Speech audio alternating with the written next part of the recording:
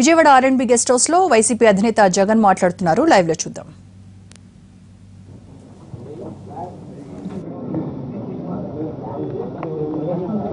ఇవాళ ముఖ్య ఉద్దేశం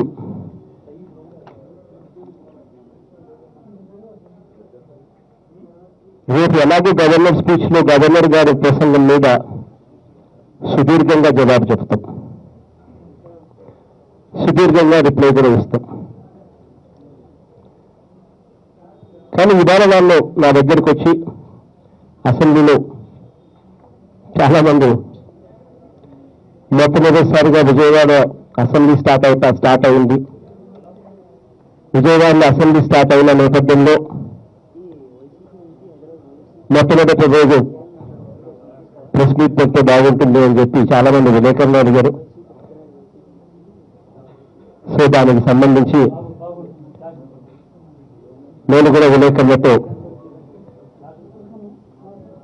మనసు పంచుకునేందుకు, కలిసి పంచుకునేందుకు మీ అందరితో కూడా ఇవాళ ప్రెస్ బ్రీఫింగ్ కు అటెండ్ అవుతా ఉన్నా.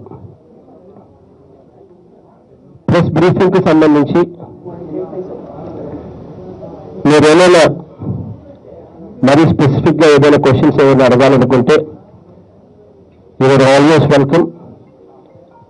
కానీ క్లుప్తంగా గవర్నర్ గారి ప్రసంగం మీద మాత్రం 2-3 అంశాలు మాత్రమే చెప్పాలి అని అంటే, ఎందుకంటే ఎలాగో రేపు పొద్దున గవర్నర్ గారి ప్రసంగం మీద సుదీర్ఘంగా మాట్లాడబోతున్నాం.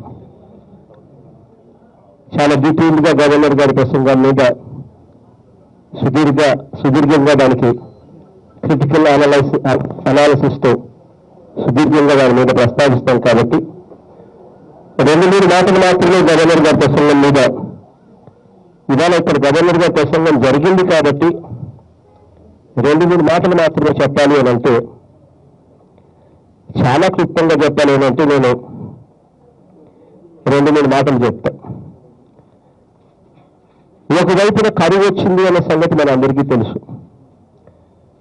అదేమిటో కానీ చంద్రబాబు నాయుడు గారు ముఖ్యమంత్రి అయిన రోజు నుంచి, ఆయన ముఖ్యమంత్రి అయినప్పటి నుంచి ఇప్పటి వరకు వరుసగా 3 సంవత్సరాలు కరువు. అది మనందరికీ తెలుసుకుని ఈ సంవత్సరం కూడా కరువు వచ్చిందనే సంగతి.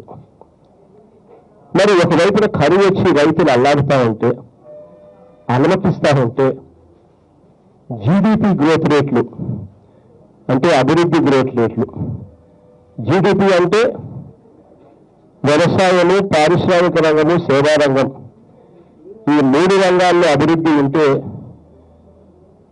దాన్ని అభివృద్ధి అని అంటారు, దాన్ని జీడిపి అంటారు.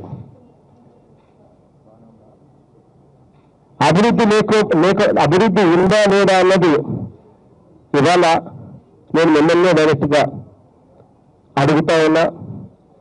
కరువు వచ్చి రైతులు అనుమతిస్తూ ఉంటే చంద్రబాబు నాయుడు గారు మాత్రం రాష్ట్రం అభివృద్ధిలో, వ్యవసాయ రంగం, సేవా రంగం, పారిశ్రామిక రంగాల అభివృద్ధిలో దేశం కన్నా ఎక్కువ. ఈ సంవత్సరం మొదటి 6 నెలల కాలానికి రాష్ట్రం 12.23% అభివృద్ధి సాధించిందట. దేశం చూస్తే 7.1%. అంటే దేశం కన్నా 5% ఎక్కువ అభివృద్ధితో రాష్ట్రం పరిగెత్తా ఉందంట అని చంద్రబాబు నాయుడు గారు చెప్తా ఉంటే, ఇక ఎంత దారుణంగా చంద్రబాబు నాయుడు గారు చెవుల్లో పూలు పెడతా ఉన్నారు అన్నది నేను వేరే చెప్పనవసరంలో. దీని గురించి సుదీర్ఘంగా కూడా రేపు పొద్దున మాట్లాడతాం. అసెంబ్లీలో సుదీర్ఘంగా కూడా చంద్రబాబు నాయుడు గారు చెప్పిన ప్రతి అంకెను సుదీర్ఘంగా రేపు పొద్దున అసెంబ్లీలో చంద్రబాబు నాయుడు గారికి రిఫ్యూట్ చేస్తాం. ఇంకా బాధాకరమైన విషయం ఏమిటంటే, గవర్నర్ గారి నోట్లో నుంచి ఇవాళ అబద్ధాలు చెప్పించారు. మన అందరికీ తెలిసిన విషయమే. గవర్నర్ గారి ప్రసంగం అంటే జనరల్గా చంద్రబాబు నాయుడు గారు ఏం చెప్తారో, చంద్రబాబు నాయుడు గారు ప్రభుత్వం ఏదైతే రాయిస్తారో, చంద్రబాబు నాయుడు గారు రాయిచ్చినది గవర్నర్ గారు చదివి వినిపిస్తారు. జనరల్గా గవర్నర్ గారి ప్రసంగం అంటే ప్రభుత్వం ఏదైతే చెప్పమంటారో అదే గవర్నర్ గారు ప్రసంగిస్తారు. ప్రభుత్వం ఏదైతే రాసిస్తుందో అదే గవర్నర్ గారు ప్రసంగిస్తారు. ఆ ప్రసంగించడంలో గవర్నర్ గారి స్టేచర్ ఉన్న వ్యక్తితో కూడా ఆయన నోట్లో నుంచి కూడా అబద్ధాలు చెప్పించారు అన్నది బాధాకరమైన విషయం. ఇక ఇంకా బాధపడే విషయం ఇంకొకటి ఏంటంటే, ప్రత్యేక హోదా గురించి చంద్రబాబు నాయుడు గారు అన్న మాటలు గవర్నర్ గారి చేత అనిపించారు చివరకు. అది ఇంకా బాధాకరమైన విషయం. ప్రత్యేక హోదా అన్నది ఈ మార్చి నుంచి వెళ్ళిపోతుందట. అసలు ఎంత దారుణమైన అబద్ధం అంటే, నిజంగానే వెళ్ళిపోయేట్టుగా అయితే నేను చంద్రబాబు నాయుడు గారిని ఒకటే ఒక సూటి ప్రశ్న వేస్తా. నిజంగానే వెళ్ళిపోయేట్టుగా అయితే జిఎస్టీ యాక్ట్లో అమెండ్మెంట్స్ తీసుకొస్తున్నారు. దాంట్లో 122వ అమెండ్మెంట్గా జిఎస్టీ యాక్ట్లో అమెండ్మెంట్ తీసుకొస్తున్నారు. Article 274A clause 4 section G ఏం చెప్తుంది? జిఎస్టీ ప్రొవిజన్స్లో special provisions will be made for special category states అని. అంటే దాని అర్థం ఏమిటి? జిఎస్టీ వచ్చినాక కూడా స్పెషల్ కేటగిరీ స్టేట్స్ కొనసాగుతాయని, స్పెషల్ కేటగిరీ స్టేట్స్కు స్పెషల్ ప్రొవిజన్స్ కూడా ఇవ్వబోతారు అన్నది క్లియర్ కట్గా చెప్తా ఉంది జిఎస్టీ యాక్ట్ ప్రకారం. అంటే ఇవన్నీ కూడా చాలా సుదీర్ఘంగా కూడా రేపు డిస్కస్ చేస్తాం. గవర్నర్ గారి స్పీచ్లో ఇవన్నీ కూడా తీసుకొస్తాం. ఇక నేను సుదీర్ఘంగా ఇంతకన్నా ఎక్కువ చెప్పతే గవర్నర్ గారి స్పీచ్ ఇక్కడే చెప్పినట్టు అవుతుంది. 2-3 విషయాలు మీరు ఏదైనా క్లుప్తంగా అడగాలంటే అడగండి. వెళ్ళే ముందు ఒకే ఒక విషయం మళ్ళీ చెప్పాలి. ఈరోజు మనం పేపర్లు చూసాం, రాజధాని ప్రాంతంలో రైతులకు ఏ రకంగా అన్యాయం జరుగుతూ ఉంది, రైతులకు ఏ రకంగా ప్లాట్ల కేటాయింపులో వ్యత్యాసం చూపిస్తున్నారు అన్నది. ప్లాట్లలో మాత్రం ఆశ్చర్యంగా లాటరీ అని పేరు చెప్తారు.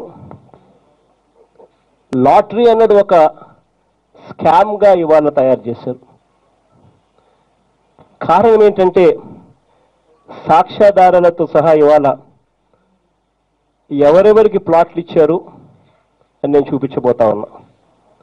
ఈ ప్లాట్లు ఇచ్చినటివి ఎంత ఆశ్చర్యకరంగా ఉన్నాయి అంటే, చంద్రబాబు నాయుడు గారికి సంబంధించిన మంత్రులకు, చంద్రబాబు నాయుడు గారికి సంబంధించిన ఎమ్మెల్యేలకు, చంద్రబాబు నాయుడు గారికి సంబంధించిన దగ్గరి మనుషులకు వాళ్ళకు మాత్రం బ్రహ్మాండమైన ప్లాట్లు అలాట్ అయినాయి.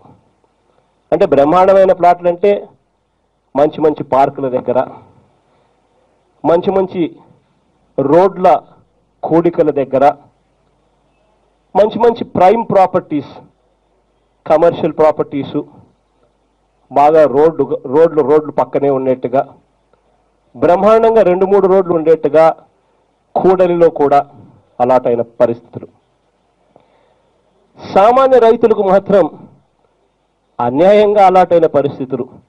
మరి లాటరీ పద్ధతిలో నిజంగా తీసేటట్టుగా అయితే చంద్రబాబు నాయుడు గారికి సంబంధించిన ఈ మంత్రులకు, ఈ ఎమ్మెల్యేలకు, ఇటువంటి నాయకులకు మాత్రం బ్రహ్మాండమైన మంచి ప్లాట్లు ఎలా దక్కుతాయి? వాళ్ళకు దక్కడం ఏమిటి, మిగిలిన రైతులకు దక్కకపోవడం ఏమిటి? ఇది రైతులకు, రాజధాని ప్రాంతంలో భూములు తీసుకున్న, భూములు ఇచ్చిన రైతులకు అన్యాయం చేయడం కాదా? నేను ఇవాళ ఈ ఎగ్జాంపుల్స్ చెప్తా ఉన్నా. ఇది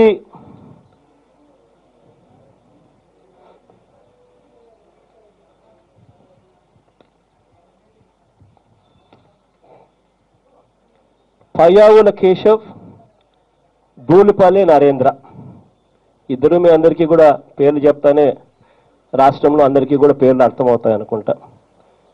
పయ్యావుల కేశవ్ అని ఆయన ఐ థింక్ ఈస్ ఎమ్మెల్సీ అనుకుంటా.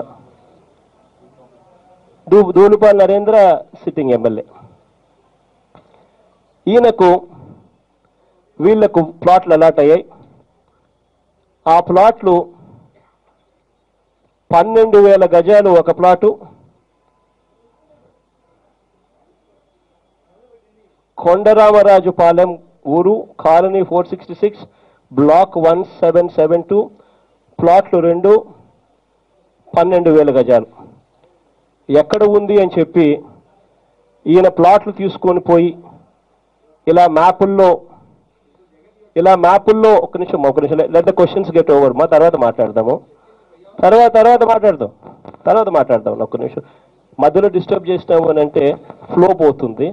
కంప్లీట్ అయిన తర్వాత we will take your questions. ఇవన్నీ కూడా వాళ్ళకు సంబంధించిన ప్లాట్స్కి సంబంధించిన డీటెయిల్స్. ఎవరెవరికి ప్లాట్స్ గురించి అలాట్ అయినాయి, అలాట్ అయిన ప్లాట్ ఎక్కడ ఉంది, ఆ అలాట్ అయిన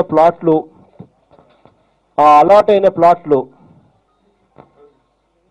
ఎంత గొప్పగా అలాట్ అయింది, వీళ్లకు మాత్రమే లాభం చేకూర్చే విధంగా ఎందుకు ప్లాట్ల అలాట్మెంట్ జరిగింది అన్నది క్వశ్చన్. ఈ పయ్యావుల కేశవ్ దూలపాల్ నరేంద్రకు సంబంధించి ప్లాట్లు 2, 12,000 గజాలు,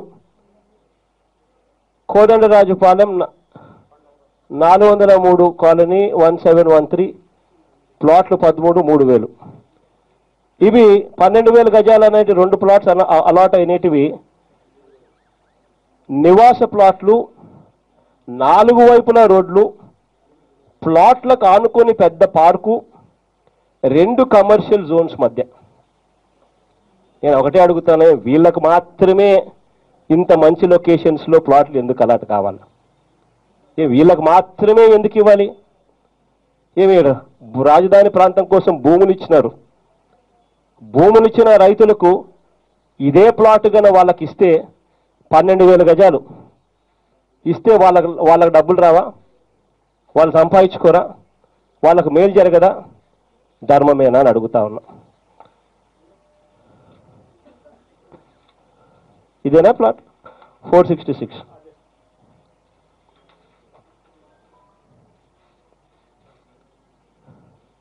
పెద్ద ప్లాట్ చూడండి బాగా.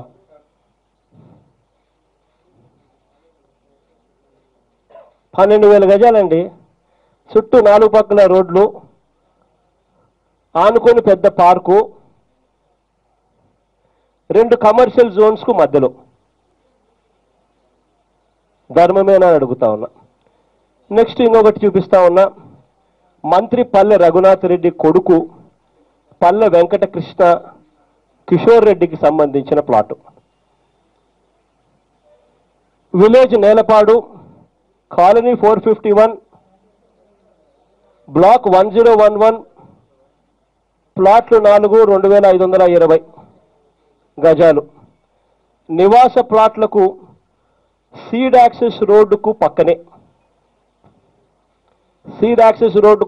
వీళ్ళకి మాత్రమే, మంత్రి కొడుకు మాత్రమే ఇస్తున్నారు ప్లాట్లు.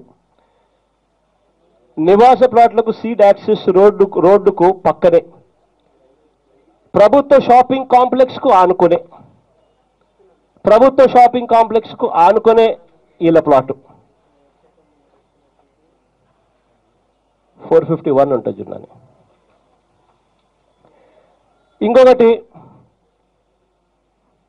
స్పీకర్ కోడెల శివప్రసాద్ గారి పిఏ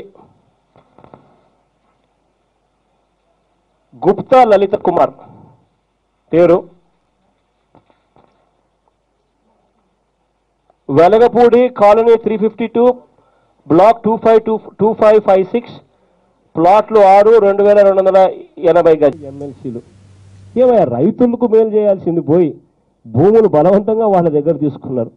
వాళ్లకు మేలు జరగాల్సింది పోయి వాళ్లకు మేలు జరగకోకుండా ఈ మాదిరిగా చేయడం ధర్మమేనా? ఇంకా గుణగొంట్ల లక్ష్మీ సౌజన్య, ఈవిడ గుంటూరు జిల్లా టీడీపీ అధ్యక్షులు వెనుకొండ ఎమ్మెల్యే ఆంజనేయులు గారి కూతురు. ఈవిడ పేరుతో వీళ్ళకి సంబంధించి Mandadam 4 plot number, Mandadam colony 628, block 4363, ప్లాట్లు 4 3,800 గజాలు. ప్లాట్లకు ఇరువైపులా ఉత్తర దక్షిణ రోడ్డు, పడమర ఖాళీ స్థలం. బాగా బ్రహ్మాండమైన లొకేషన్ వీళ్ళకి మాత్రమే. మందడం మళ్ళీ 2 ప్లాట్లు 9,720 గజాలు. తూర్పు దక్షిణం 100 అడుగుల రోడ్డు యాక్సెస్, రోడ్డుకు దగ్గరలోనే. ఇవనోలు 14 ప్లాట్లు 7,680 గజాలు. ప్లాట్లకు తూర్పు పడమర 100 అడుగుల రోడ్లు, దక్షిణం యాక్సెస్ రోడ్డు. వేగనపూడి 3 ప్లాట్లు 4,140 గజాలు. ప్లాట్లకు తూర్పు పడమర 100 అడుగుల రోడ్లు. కృష్ణాయపాలెం 2 ప్లాట్లు 3,420 గజాలు. ప్లాట్లకు ఉత్తరం దక్షిణం 100 అడుగుల రోడ్లు, తూర్పున ఖాళీ స్థలం. కోదండమ్మ రాజుపాలెం 1,020 గజాలు. ప్లాట్లకు దక్షిణం పడమర ఇరువైపుల రోడ్లు, 6 ప్లాట్లు. కృష్ణాయపాలెం 6 ప్లాట్లు 3,000 గజాలు. ఇలా ఆవిడదే ఇంకా మందడంలో 17 ప్లాట్లు 3,450 గజాలు, ఉత్తరం దక్షిణ పడమర 3 వైపుల రోడ్లు. నేలపాడులో మళ్ళా ఆవిడకే లక్ష్మీ సౌజన్యకు సంబంధించిందే 4 ప్లాట్లు 1000 గజాలు, ప్లాట్లకు పడమర దక్షిణ రోడ్లు. మందడం 2 ప్లాట్లు 1,230 గజాలు, ప్లాట్లకు పడమర దక్షిణం 100 అడుగుల రోడ్లు. కృష్ణాయపాలెం 2,880 గజాలు, ప్లాట్లకు తూర్పు పడమర ఇరువైపుల రోడ్లు. మందడం 7 ప్లాట్లు 3,550 గజాలు, ఉత్తరం 150 అడుగుల రోడ్డు, తూర్పు దక్షిణ ఖాళీ స్థలాలు. నేను ఒకటే అడుగుతా ఉన్నా, లాటరీ పద్ధతిలో ట్రాన్స్పరెన్సీ అన్నది ఉందా అని అడుగుతా ఉన్నా. మీరు ఎవరికైతే మంచి ప్లాట్లు ఇవ్వాలనుకుంటున్నారో వాళ్ళను లాటరీ పద్ధతిలో, లాటరీని సైతం కంప్యూటర్ను సైతం మీ ఇష్టం వచ్చినట్టుగా మార్పులు చేసుకొని మంచి ప్లాట్స్ అన్నీ కూడా మీకు సంబంధించిన వాళ్ళకి వచ్చేట్టుగా చేసుకొని అవి బ్లాక్ చేసో లేకపోతే ఏ పద్ధతిలో చేస్తూ ఉన్నారనేది నిజంగా మిమ్మల్ని అందరినీ ఫ్రాడ్ కేసు పెడితే తప్ప ఇవన్నీ బయటికి రావు. నేను అడిగేది ఒకటే ఒక ప్రశ్న, రైతులకు మేలు జరగాల్సిన చోట రైతులకు మేలు జరగకోకుండా కేవలం ఇటువంటి వ్యక్తులకు చంద్రబాబు నాయుడు గారి దగ్గరుండి తన మంత్రులకు, ఎమ్మెల్యేలకు, తనకు సంబంధించిన వ్యక్తులకు మేలు చేయడం ధర్మమేనా అని అడుగుతా ఉన్నా. ఇదే పని ఇంతకు ముందు కూడా జరిగింది, మనమంతా కూడా చూసాం. చంద్రబాబు నాయుడు గారు రాజధాని ఇంతకు ముందు నూజివీడు ప్రాంతంలో పెడతానని ఫస్ట్ అన్నాడు, నాగార్జున యూనివర్సిటీ దగ్గర పెడతానన్నాడు. అందరు అక్కడికి వెళ్ళి భూములు కొనుక్కున్నారు పాపం. కానీ రాజధాని ఎక్కడొస్తుందన్న సంగతి చంద్రబాబు నాయుడు గారికి ఒకరికే తెలుసు.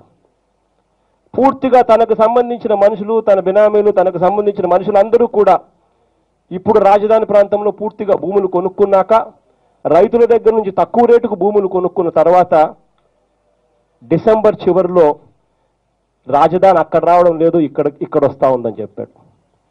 అంటే ఆ టయానికి రైతులందరూ తక్కువ రేటుకు భూములు అమ్మేశారు.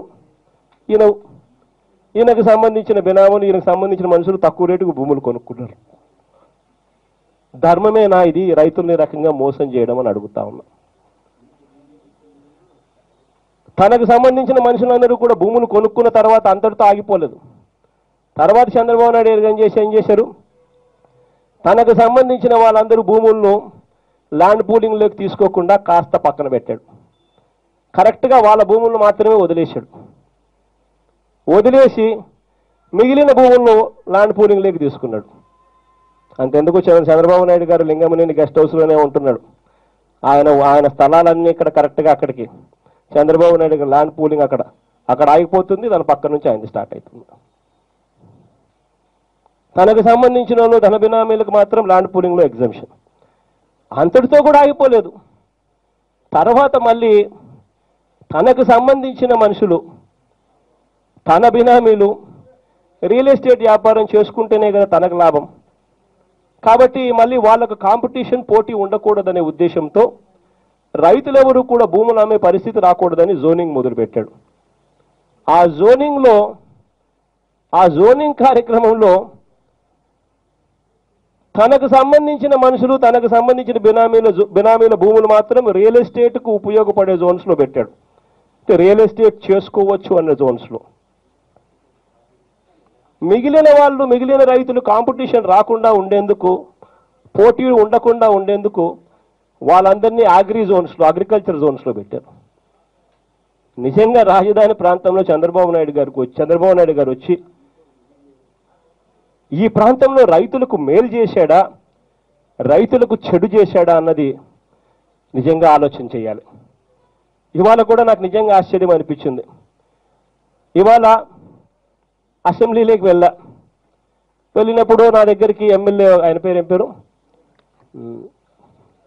శ్రావణ్ కుమార్, వీళ్ళు తెలుగుదేశం స్క్రిప్ట్లో భాగంగా నా దగ్గరికి వచ్చి ఇన్విటేషన్ ఇచ్చి నేను రైతులం అందరం కలిసి భోజనాలు అరేంజ్ చేసినాం. అసెంబ్లీ భవనానికి రైతులందరూ ఎవరైతే భూములు ఇచ్చినారో వాళ్ళంతా ఆనందంగా భోజనం అరేంజ్ చేసినారు. నేను కూడా భాగస్వామిని అయినాను, నువ్వు కూడా భోజనానికి రా అని పిలిచినాడు. నిజంగా చంద్రబాబు నాయుడు గారు, శ్రావణ్ కుమార్ లాంటి వాళ్ళు వీళ్ళు చెప్తా ఉన్న మాటలు చూసినప్పుడు నిజంగా ఇంత అన్యాయం అని అనిపించింది. కారణం ఏమిటంటే రైతులకు అందరికీ ఇవాళ ఆ బిల్డింగులు చూసినప్పుడు ఓహో మా భూముల రేట్లు బాగా పెరిగాయి అని చెప్పి ఆనందం. మరోవైపున అన్ని టెంపరీ బిల్డింగ్లే. రేపొద్దున పర్మనెంట్ అసెంబ్లీ, పర్మనెంట్ సెక్రటేరియట్ వేరే చోట ఎక్కడొస్తుందో తనకే తెలియదు చంద్రబాబు నాయుడు గారికి తప్ప.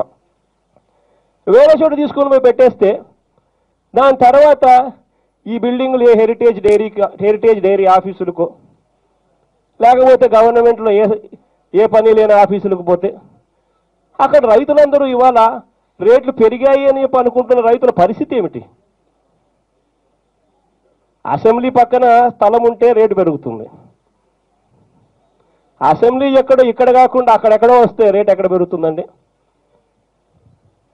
సెక్రటేరియట్ పక్కన ఉంటే రేటు పెరుగుతుంది. ఇవాళ సెక్రటేరియట్ ఎక్కడ వస్తుందో కూడా తెలియకోకుండా రైతులు చంద్రబాబు నాయుడు గారిని చూసి ఆనందంగా భోజనాలు పెట్టినారు అని చెప్పి చెప్తా ఉంటే నిజంగా ఇంత దారుణంగా రైతులను మోసం చేయడం ధర్మమేనా?